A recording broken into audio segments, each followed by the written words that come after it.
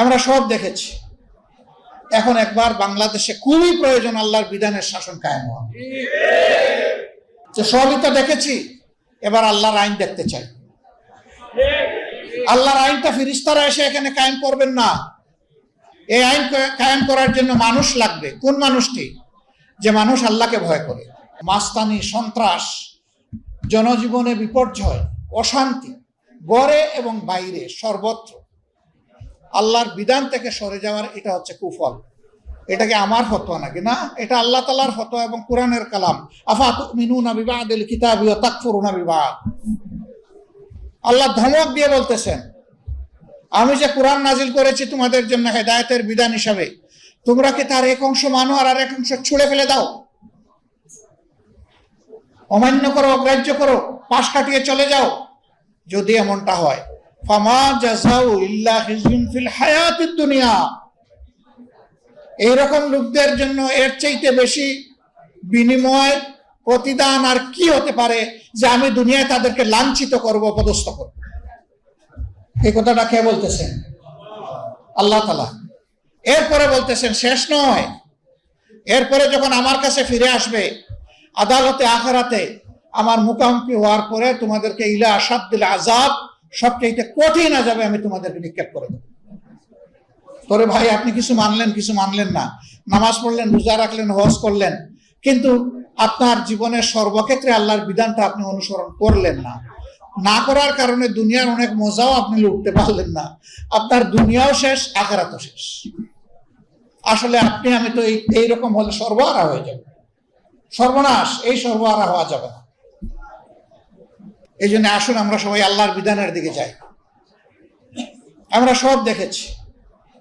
এখন একবার বাংলাদেশে খুবই প্রয়োজন আল্লাহর বিধানের শাসন কায়েম হওয়া। এই শাসনের জন্য আমাকে, আপনাকে, সবাইকে ঝাঁপিয়ে পড়তে হবে, দায়িত্ব নিতে হবে। আমি নিজেকে এখানে এনগেজ করব, আমার পরিবারের সদস্যবৃন্দকে এনগেজ করব, আমার আত্মীয় স্বজনকে এনগেজ করব, আমার প্রতিবেশীদেরকে এনগেজ করব, আমার বন্ধু বান্ধবকে এনগেজ করব, এবং আমার কর্মস্থলের সঙ্গীদেরকে আমি এনগেজ করব। যে সবই তো দেখেছি, এবার আল্লাহর আইন দেখতে চাই। আল্লাহর আইনটা ফেরেশতারা এসে এখানে কায়েম করবেন না। এই আইন কায়েম করার জন্য মানুষ লাগবে। কোন মানুষটি? যে মানুষ আল্লাহকে ভয় করে।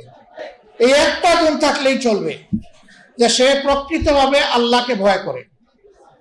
আর আল্লাহ তাআলা এই রোজা নাজিল করার উদ্দেশ্য একটাই বলেছেন, লাআল্লাকুম তাত্তাকুন। আমি রোজা তোমাদেরকে দিয়েছি, আশা করা যায় এর মাধ্যমে তোমরা আল্লাহকে ভয় করতে শিখবে, তোমরা মুত্তাকি হবে, তোমাদের কলব হবে কলবান খাশিয়া, তোমাদের কাল হবে কলবান শাকিরা। তোমরা আল্লাহকে তার জাত এবং সিফাতের কারণে, তার জালালিয়ত এবং কুওয়াতের কারণে তোমরা ভয় করবে। আর আল্লাহ যেহেতু তোমাদের রাজ্জাক, আল্লাহ যেহেতু তোমাদের গফুর এবং রহিম, সেই কারণে তার সমস্ত নিয়ামতের তোমরা শুকরগুজারি করবে।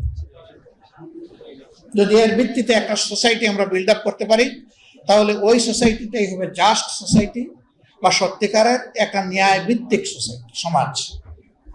এবং সেই সমাজ হবে বিয়ন্ড ডেসপিরিটি। এখানে কোনো ধরনের ডেসপিরিটি থাকবে না, এখানে থাকবে পেরিটি। সবার মাঝে একটা সামঞ্জস্য থাকবে, সমতা থাকবে, বৈষম্য থাকবে না। আমরা লড়াই করছি দুটি জিনিস বাংলাদেশ থেকে বিদায় দেওয়ার জন্য। একটি হচ্ছে দুর্নীতি, আর একটি হচ্ছে দুঃশাসন। এই দুইটা যদি আমরা বিদায় করতে পারি, তাহলে আলহামদুলিল্লাহ কোরআনের আলোকের বাংলাদেশ এদেশের 18 কোটি মানুষের জন্য আল্লাহর নিয়ামত হিসেবে তাদের হাতে ধরা দেবে ইনশাআল্লাহ। এই সংগ্রামের লড়াইয়ে আমরা আপনাদেরকে পাশে চাই, সাথে চাই, আপনাদের দোয়া চাই, ভালোবাসা চাই, আপনাদের পরামর্শ চাই, সমালোচনাও চাই। ভুল হলে অবশ্যই সমালোচনা করে আমাদেরকে ধরে দিবেন ইনশাআল্লাহ।